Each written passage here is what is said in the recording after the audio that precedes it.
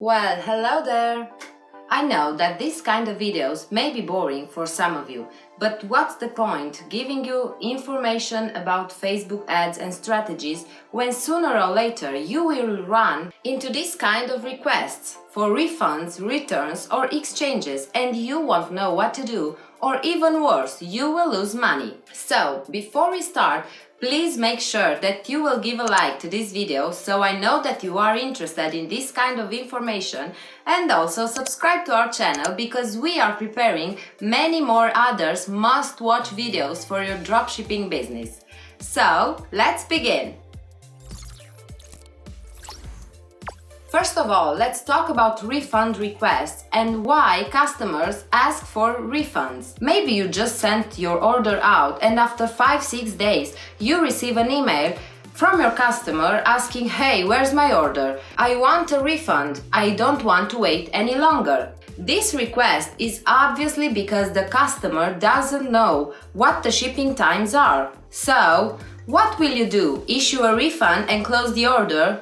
No, absolutely not. Either you send an email to the customer, either you call him. And why do I say to call him? Well, because if you feel that you have to chill down that customer and assure him that his order is normally in transit and that he will receive it, you have to call him to avoid a chargeback. Even if you might win that after responding and filling in the dispute, why losing time with that and also have money blocked when you can deal with the customer? If you just want to send him an email, keep in mind that you must be professional. You have to give him all the details that he asks. Don't mention any refund, and also give him the links to your shipping policy at the beginning and also the tracking link for the order. Now here is a template that I have prepared for you about how your email should look like. Let's see it. Hello, customer name. Thank you for contacting us today. I just tracked your order for you at, and here you will put the tracking link in English. Here is a screenshot in case you are not able to open the link, and you put a screenshot. Please notice that your order has already left our warehouse and it's currently in transit. It should be with you in 7-10 days from now. Here you will I want to stop it for a second because I have to tell you that here you will just estimate and don't put an exact date when you think that the order should be with him. Because I have seen this many times, that an order, for example, has already reached the USA and the USPS carrier and then they keep it for like 1 week or 2 weeks. It really can happen, especially maybe not this time of the year, but especially in November and December. Let's see what to say next. If you want to receive the order in the next 7-10 days, kindly get back to us and we will do our best to solve this for you.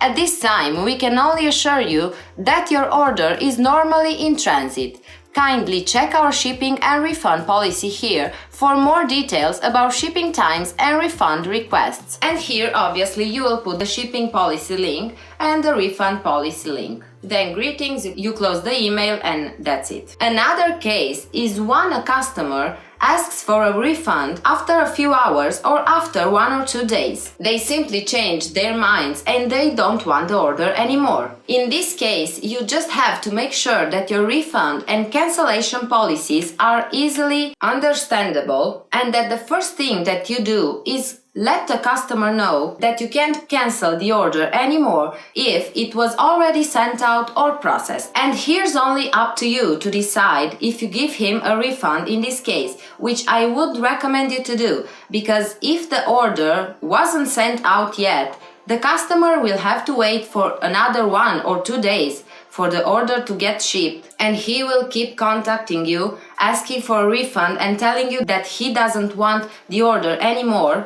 Either you can try to convince him to keep the order. Maybe, I don't know, you can tell him that the order was already shipped and that you will send him the tracking link as soon as it will be updated, and to convince him, maybe you can give him a 10% or a 15% discount. But what if the order has already been sent out and you can't cancel it anymore because you know that your supplier will not cancel and won't refund you if he already sent the order out? Well, here it's easy. You will have to explain to your customer how your refund and return policy works. And again, it's only up to you to decide if you will accept a return when he gets the order. What I can tell you is that I have had so many cases when these requests ended with chargebacks because the customers just contact their banks and say that amount, that specific amount that was paid to my store should have been refunded, even if my policy doesn't accept a refund request after if the client changed his mind. The third case that we will talk about right now is when a customer receives the product but it's defective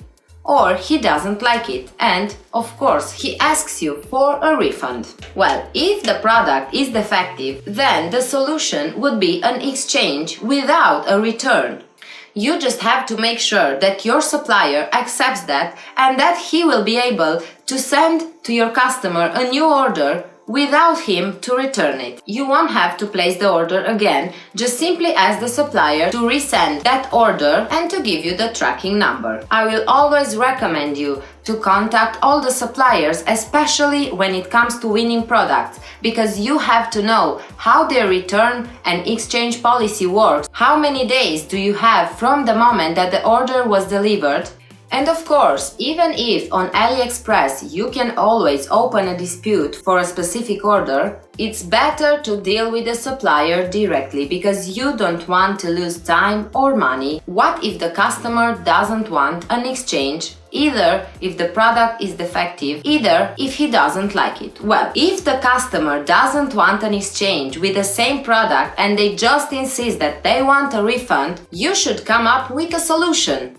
Even if your policy is very clear that you don't accept refund requests when they don't like the product. So let's see the two cases separately. So if the product is defective and he doesn't want an exchange, is only asking for a refund, there are two possibilities. Either you accept the return request and after receiving the product you will refund the customer and close everything there. Either, as I said before, you come up with a solution and I don't know, maybe you can offer him another product and you tell him that he doesn't have to return the defective product. Maybe you can make it even better. Let's say that you have sold a phone case. If it arrived bended, or maybe the package was in a bad shape, or if the phone case was scratched, then you can ask the customer if he wants you to send the case again and another accessory for his phone, and that one it will be free, of course. Now the second one, if the customer, anyway, it's better to do everything and avoid a dispute because you know that there are also other fees when they contact their bank and they make a chargeback. Now the second case, if the product is not defective but the customer doesn't like it or doesn't want it or anything, first of all, you show him your refund and return policy. You explain to him that you can't accept a return when he doesn't like the product. But again, if he insists to have a refund, then you just hand him your return address. And here I will give you a tip later on this video about how to handle smoothly the return requests in the USA. And then after receiving the product, you refund him. You can also offer a coupon instead of a refund on their initial payment method, so that will make them come back to you. But in these cases, when they don't want to exchange the product with another one in your store, maybe it's better to not consider this option. Now let's see what is my tip for you for USA returns. What you can do, you can get an US physical address that can stock your returns, then send them to your home or even to other customers. So this way you won't have to deal with a supplier's Chinese return address.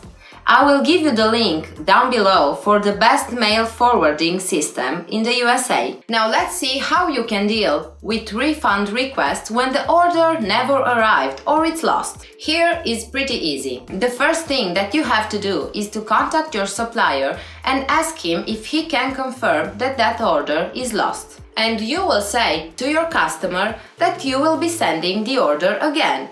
In most cases, this thing really works because if they have ordered something from you, it means that they really want that product, and ask him to send the order again. Another solution is to refund the customer with a coupon and make them place another order on your store. Sometimes they will order other things, and instead of losing an order, you will be making even more money. Just don't forget to ask for a refund from your supplier. So, on the last part, I gave you a solution on how to deal with refunds and returns in the USA, and that's available for all the orders in the USA. I highly recommend you to do this if you want to provide your customers a smooth and easy return experience.